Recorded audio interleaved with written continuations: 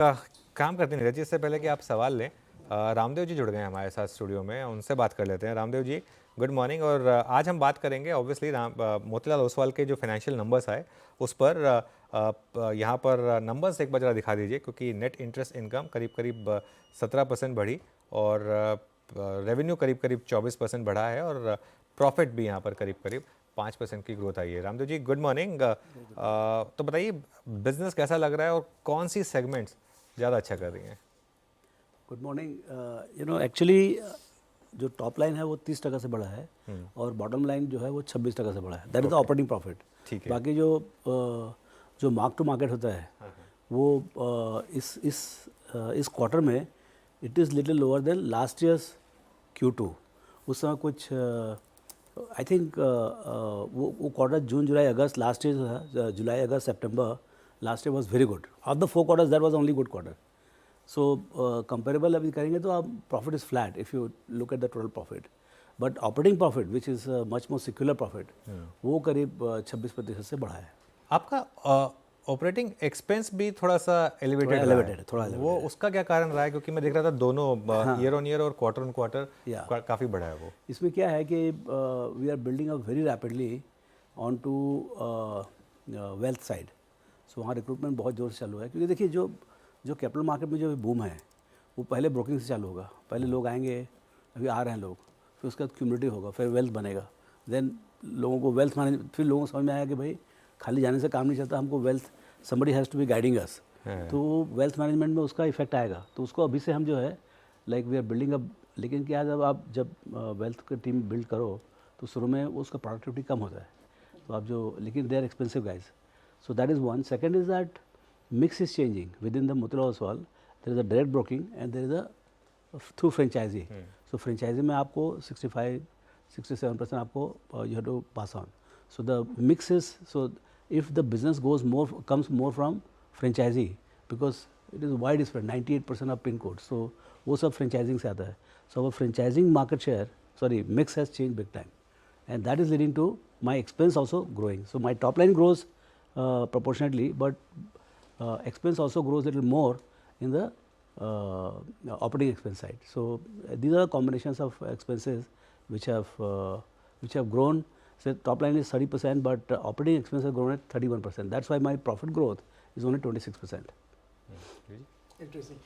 Sir, ये बहुत interesting बात आपने बताई कि ये जो वेल्थ मैनेजमेंट वाला काम है ये बहुत तेज़ी से बढ़ रहा है और हम लोग जिस तरह से अपनी इकोनॉमी में चेंज आ रहा है उसको भी हम देख रहे हैं। तो इसी में थोड़ा, क्योंकि आपने फ्रंट लोडिंग करा, आप खूब ओपेक्स बढ़ा रहे हैं, उसमें लोगों को रख रहे हैं, तो इसको थोड़ा सा मुझे समझाइए कि ये वेल्थ का पूरा मार्केट इंडिया में कैसे ग्रो कर रहा है और उसमें आप अपनी स्ट्रेटजी क्या लेके चल रहे हैं? देखिए, वेल्थ का होता क्या है कि आप ऐसे GDP 300 लाख करोड़ का है, तो आपका वेल्थ का बेस होगा करीब से 1.5 टाइप्स, मतलब 400-450 लाख करोड़ का होगा।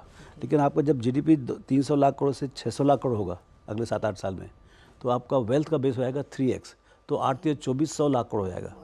तो ये मतलब वो बहुत एक्सपोनेंशियली बढ़ता है। अच्छा, वेल्थ जो है, जिसके पास जो वेल्थ, जैसे आपके पास 1000 करोड़ पे आ गया, तो आप यदि कोई वेल्थ मैनेजर रखोगे और आपका 1000-5000 करोड़ होता है, तो वो सिंगल वेल्थ मैनेजर का ही मतलब काम बढ़ता है।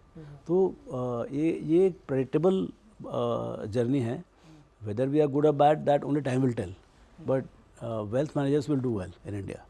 ये जो इक्विटी बूम चल रहा है और जो फिनेंशियलाइजेशन ऑफ द मार्केट हो रहा है, basically securitization of the market हो रहा है।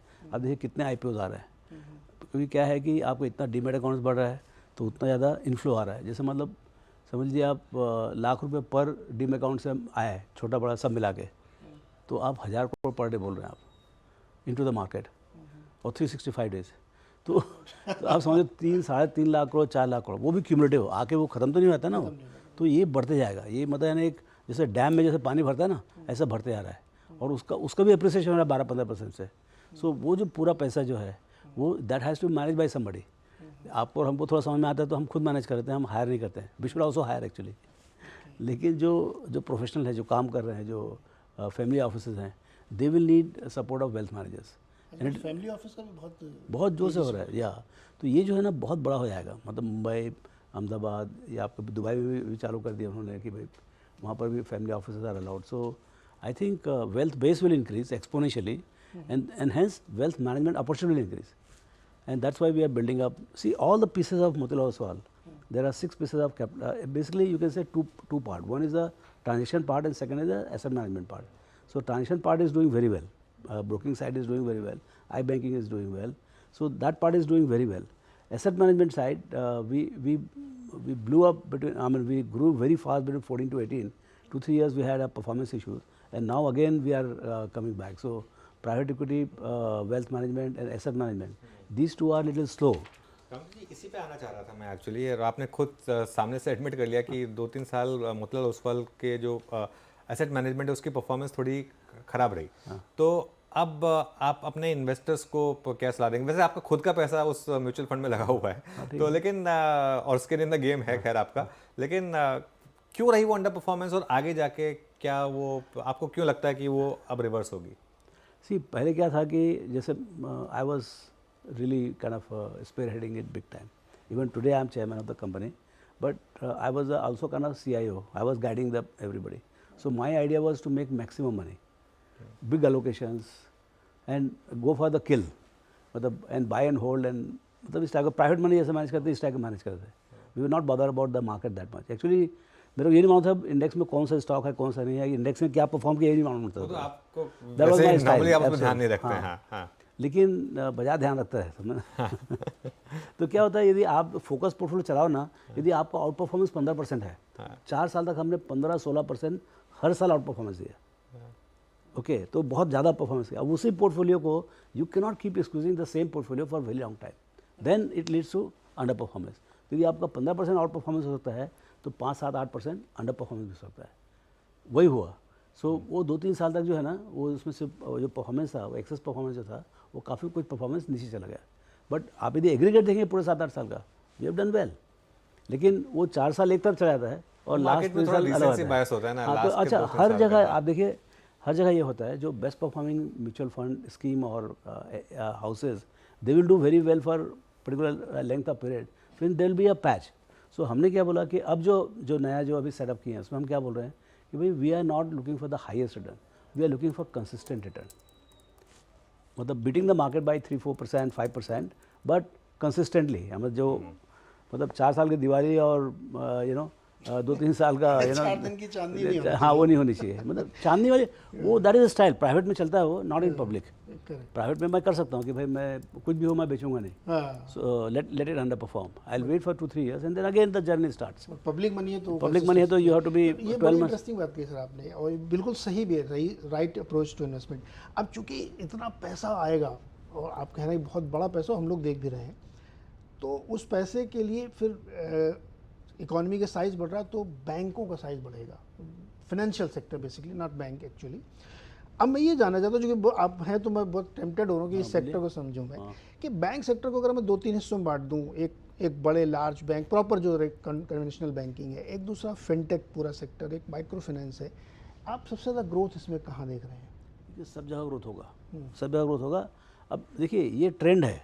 फाइनेंशियल सेविंग्स कितना था लास्ट 25 साल में? 10-12 ट्रिलियन आपने बनाया, टोटल सेव किया, सब मिला के, हाउस होल्ड, कॉर्पोरेट. अगला 25 साल में 100 से 150 ट्रिलियन डॉलर बनेगा, savings only. Now where the savings will go, जिस तरफ जाएगा उधर धमाका होएगा. सो बैंक्स में तो पहले जा रहे थे, तो बैंक का एक पेस रहेगा 15-17% का. अब उसमें कोई अच्छा बैंक है, कोई ख़राब बैंक है, तो अच्छे बैंक जो है ना बहुत बड़े बन जाएंगे.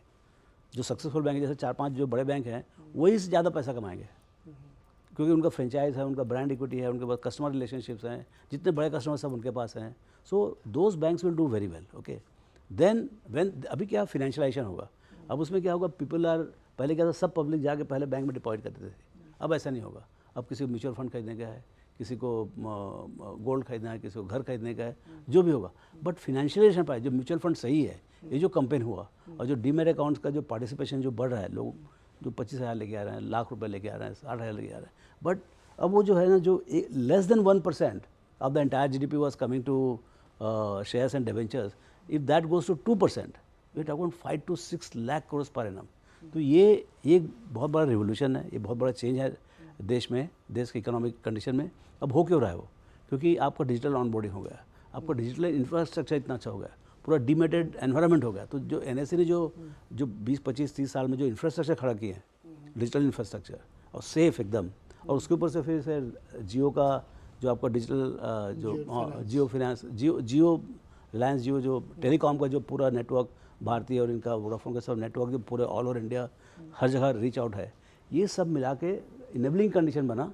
और यहाँ पर रिटर्न जो 12-15% है आपको फिक्स में 5-6 टका मिलेगा, और बीच में तो interest rate had fallen even below 5%। So उसके चलते अब जो है ना आपका फिनेंशियलाइजेशन होगा। So as GDP grows. Sir एक छोटा सवाल और आपसे, बहुत इंटरेस्टिंग बात आपने बताई। पूरा बैंकिंग सेक्टर हम लोग अभी ताज़ा ये देख रहे हैं कि कॉर्पोरेट लेंडिंग की बजाय कंजम्पशन या रिटेल लेंडिंग बहुत ज़्यादा हो रही है, कंजम्पशन बहुत बढ़ रहा है। तो इसमें फिर क्या जो नए ज़माने के प्लेयर्स आ रहे हैं वो ज़्यादा बढ़त हासिल कर लेंगे टेक्नोलॉजी इस्तेमाल करते हुए?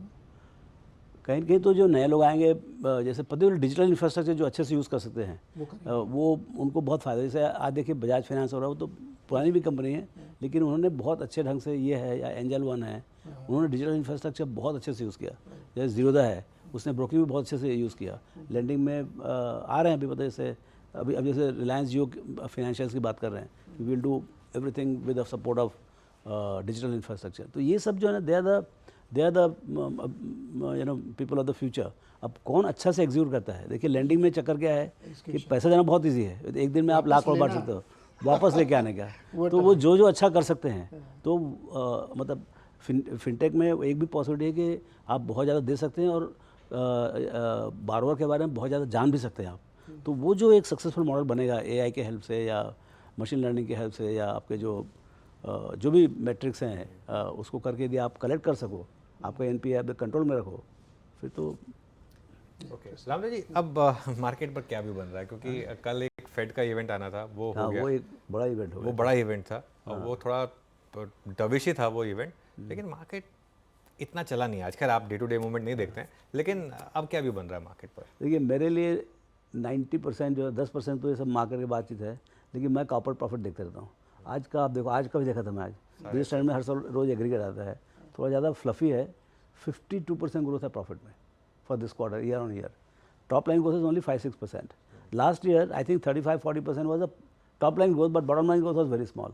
तो अभी क्या हो रहा है कि मार्जिन इज कमिंग बैक, हर चीज़ का मार्जिन वापस आ रहा है। जहाँ जहाँ पिटाई हुई थी वो कमोडिटी कोलैप्स की वजह से, कमोडिटी कोलैप्स की वजह से कमोडिटी शूटअप भी इतना पागल की तरह हुआ था। आप देखो टिस्को का रिजल्ट 44,000 करोड़ प्रॉफिट आया था एक साल पहले, और अभी इस क्वार्टर में लॉस आया। तो ये जो कोलैप्स है कमोडिटी का, कहीं न कहीं कार वाले को या जो भी यूज़र है, स्टील पाइप वाला है, उसको कहीं न कहीं तो वो शिफ्ट हो रहा है प्रॉफिट।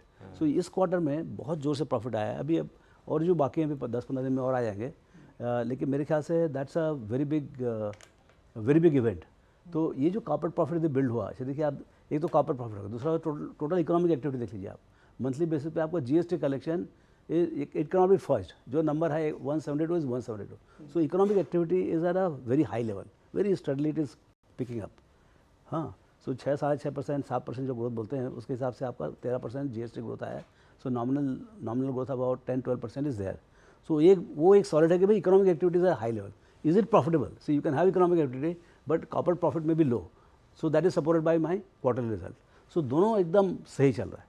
अच्छा, valuation, then third angle is a valuation. तो वैल्यूएशन जो है ना, अभी आपका देखिए इस साल के लिए 1000 रुपये का ईपीएस बोल रहे हैं, 980 से 1000 के बीच बोल रहे हैं। तो अभी आपका 19,000 का इंडेक्स है, तो TTM 19-20 half is not outlandish for the kind of story, bubble नहीं है। हाँ, सो लेकिन मतलब बहुत चीप भी नहीं, ये बात भी है कि भाई बहुत चीप भी नहीं है। So you have to be very careful what you buy, but is a wonderful time to go and do shopping and build your portfolio. Interesting sir, बहुत बहुत शुक्रिया और बहुत शुभकामनाएं आपके नतीजे के लिए। और आपने बैंकिंग बारे में जो समझाया ना, बहुत इंटरेस्टिंग था, और होपफुली हम लोग जो है इस जर्नी को साथ के साथ देखेंगे कैसे इकोनॉमी और मार्केट पूरा ग्रो करेगा। सर बहुत बहुत शुक्रिया हमारे साथ जुड़ने के लिए। तो रामदेव सर ने हम लोगों को समझाया कि किस तरीके से वेल्थ का कारोबार, एक्चुअली बहुत इंटरेस्टिंग एरिया है, इस पर तो पूरा आधे घंटे का एक शो बन सकता है, क्योंकि वेल्थ मैनेजमेंट दिखाता है आपको किस तरह से इक्विटी मार्केट में, एसेट एलोकेशन में और एसेट्स में ग्रोथ होती हुई दिख रही है, जिस पर मोतीलाल ओसवाल फाइनेंशियल सर्विसेज का फोकस भी है, और इसी पे बातचीत हो रही है। छोटा सा ब्रेक के बाद लौटते हैं और कुछ सवाल लेते हैं।